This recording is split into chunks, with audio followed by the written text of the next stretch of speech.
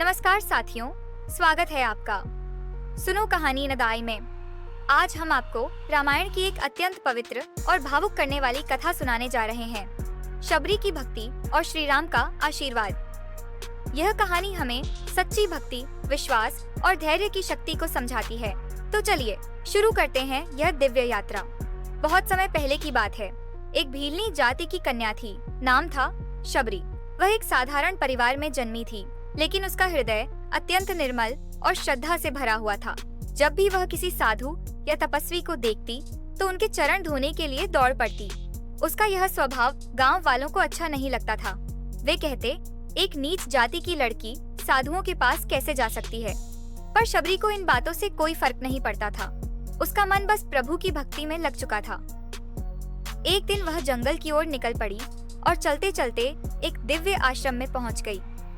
यह आश्रम महान तपस्वी मतंग ऋषि स्थाने का था। उन्होंने शबरी के सरल हृदय को पहचाना और उसे अपने आश्रम में स्थान दिया। शबरी ने वहां रहकर आश्रम की सेवा की, फूलों को सजाया, पशुओं की देखभाल की और भक्ति भाव से जीवन बिताने लगी। समय बीतता गया। मतंग ऋषि को आभास हो गया कि उनका देह त्याग का समय निकट है। उन्होंने शबरी से कहा, बेटी, एक दिन स्वयं प्रभु श्री राम तुझसे मिलने इस आश्रम में आएंगे। तू धैर्य रखना और प्रतीक्षा करना। बस उस दिन से शबरी ने प्रतिदिन प्रभु राम के लिए फूल सजाने शुरू कर दिए, रास्ता साफ करती, जड़ी बूटियां चुनती और प्रतीक्षा करती रही।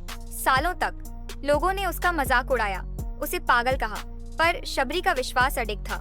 और फिर एक दिन वह शुभ घड़ी आ ही गई। प्रभु श्री राम और लक्ष्मण माता सीता की खोज में उस वन में पहुंचे। रास्ते में उन्हें शबरी का आश्रम दिखा। शबरी की आंखों में आंसू थे, पर वह मुस्कुरा रही थी। उसकी प्रतीक्षा समाप्त हुई थी। उसने श्री राम के चरणों में गिरकर उन्हें प्रणाम किया।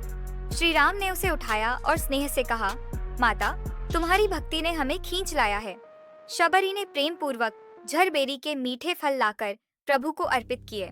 हर फल को पहले स्वयं छककर देखती कि कहीं खट्टा तो नहीं, और फिर राम को देती। लक्ष्मण को यह देखकर आश्चर्य हुआ, पर श्री राम ने आनंद से वे झरबेरियां खाईं। बोले, इनसे मधुर फल मुझे जीवन में कभी नहीं मिले।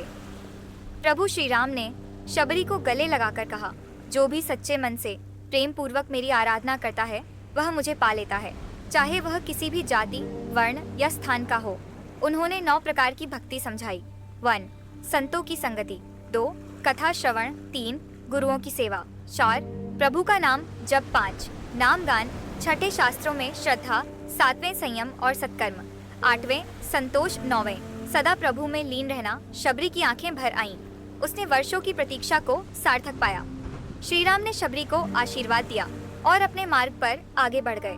पर उस दिन से शबरी का जीवन सफल हो गया।